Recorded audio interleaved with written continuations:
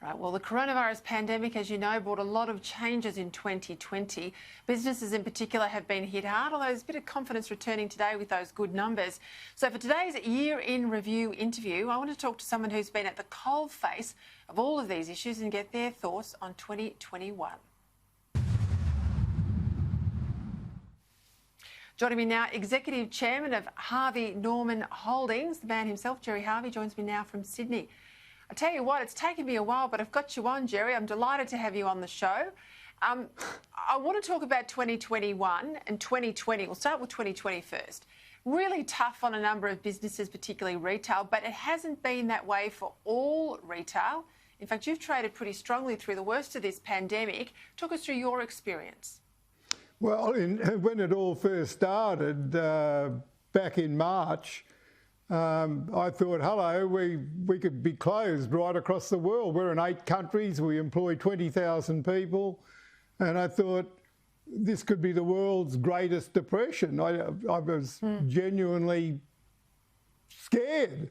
So then as the weeks went by, we started to sell a lot more freezers and fridges, and then suddenly washing machines and TVs, and then lounges, and then after that bedding. And I thought, this is strange. Like there is a big demand out there. So April was great. May was better still. June was fantastic. And I thought, does this keep going? And then July, August, September, October. We've just finished November. It's still very strong.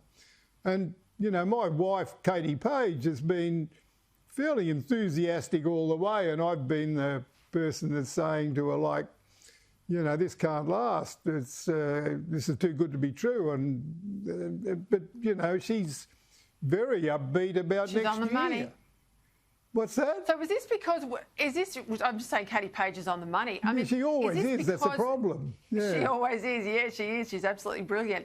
Is this because we were all at home and we're looking around and seeing that, you know, the couch is a bit shabby, or if I'm going to be stuck at home and, you know, I've got to get a good night's sleep, I've got all these worries, let's get a decent bed. We've been talking about it for a while. We won't have that holiday, you can go into the bed. Is it that sort of nesting home and hearth stuff? Is it when the world outside is worrying us, we focus inwardly on our own home and our own family? Was that part of it? Yeah, that's a big part of it. And the interesting thing is that even when I went down to grow some of my vegetables, there were no seeds left in the seed shop. Yeah, that's true. That's true. You know, well, it wasn't just furniture and electrical and that. It was anything to do with your garden, your home. And of course, we find out then that, you know, Australians spend, I don't know what the figure, say 60 billion overseas, and overseas people spend 40 billion here. And there's actually, we're better off by not having these people going overseas and coming here. So we've got all this extra money. And then the government goes and throws a whole heap of money at it as well.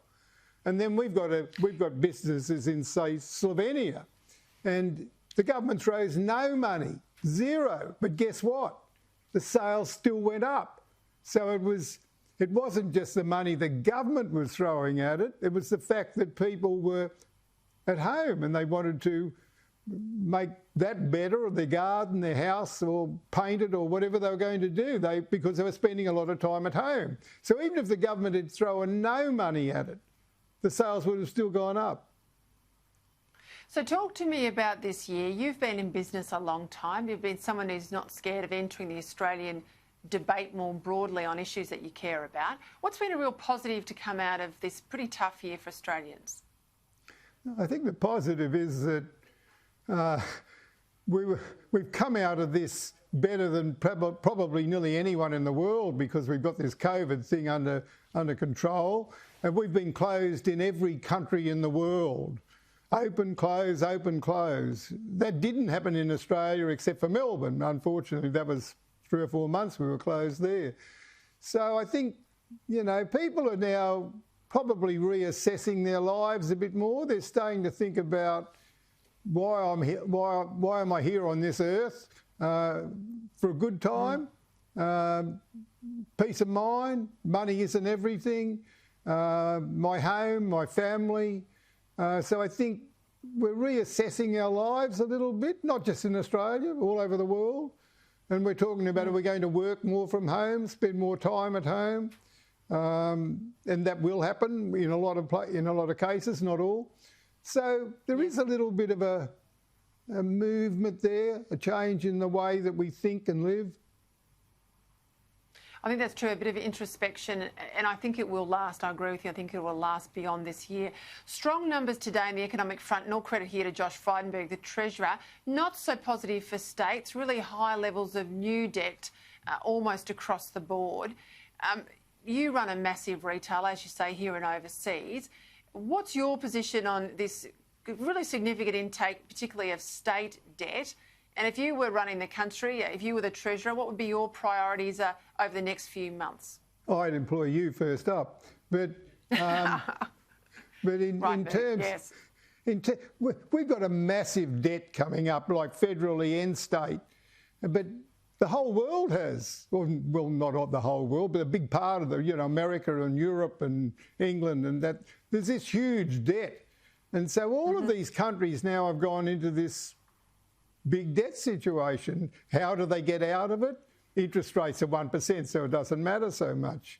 Just imagine interest rates went to 15% tomorrow or something like that. What happens then? So eventually all this money's got to be paid back. That's by the states and federally. So I don't know how long that'll take, but it's going to take a very, very long time. But it's all over the world. So what does that mean? So then we start talking about printing money. And we talk about lots of things that before we didn't talk about. So the world's a different place. Oh, you can't do that. Oh, yes, you can. You can be so far in debt. That's a good picture of Katie. So there you go. We're just in a different world now, and we'll adjust to it. And whatever happens, I don't think any of the economists or any of the bankers really know what's going to happen into the future. I think that they've worked on the past.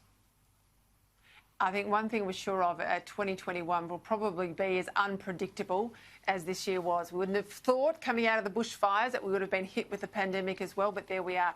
Gerry Harvey, I hear you want to stay around in the top job until you're 100, so I'll talk to you again soon, I suspect. No, in about 20 years from now, Peter. All right. I'll get you earlier than that, or I'll get Katie Page. Thanks for your time, Gerry Harvey. Thanks very much.